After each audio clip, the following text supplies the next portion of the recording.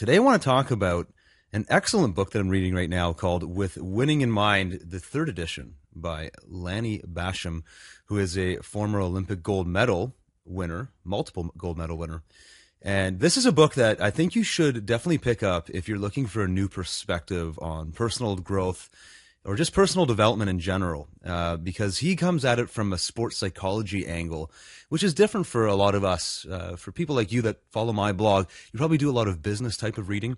This is a sports slant that'll get you thinking in new ways. And one of the things he says in this book is really interesting. He says that 95% of all winning is accomplished by 5% of the participants. And skill alone will not make you a winner, because just under that top 5% are thousands of very highly skilled people who place high but fail to actually win. And I mean, that's true in any endeavor where there's a lot of people shooting for the top, but of course only the special few make it to the victorious victory lap. So the question is, what separates the winners? And really the answer is how they think.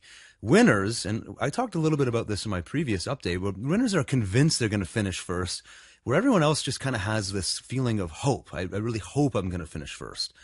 And there's a huge difference there in the conviction to win. But then he goes further to say that those top 5%, because he went on to interview a lot of these people that had won gold medals and really became the elite few among all of those thousands of skilled people. And the 5% of those winners that he talked to, they all agreed that elite performance is literally 90% at least mental game. So 10% is that skill and the physical stuff, but 90% is what's going on in your mind. So the question is, because it doesn't matter what you're doing, you don't have to be an athlete to be doing this. If you're trying to excel in business, in your job, or in other areas of life like your health and fitness, or building a strong family, all of this stuff comes down to how you process the world and your interactions with other people mentally. So the question is, what percentage of your time and your money do you spend training the mental aspect of this? I mean, here's the thing. I've worked with tons of different new entrepreneurs, and I've read about even more than that. And I've interacted with tons of different people in forums and things of that nature, where I see people who have all of the actual steps of what it is they need to accomplish. And in fact, a lot of these people will actually do the steps that they need to do to achieve some kind of result that will take them further down the road, closer to their goal. But if the mental game is out of whack, let's say it's writing a book, right? You want to write your first book, you know some particular topic really, really well, but your mental game is off and you lack confidence. You don't understand where your feelings of inadequacy come in.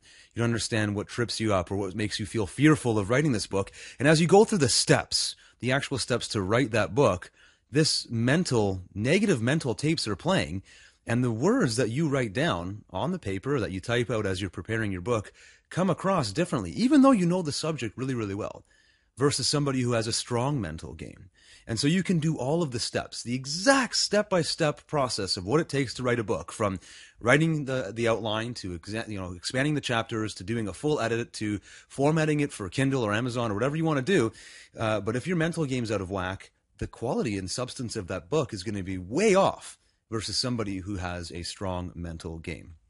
So back to that question, what percentage of your time and even your money do you spend on training the mental side of it? How much time do you spend with self-analysis, looking for areas of opportunity to improve, or where your mental game may be tripping you up?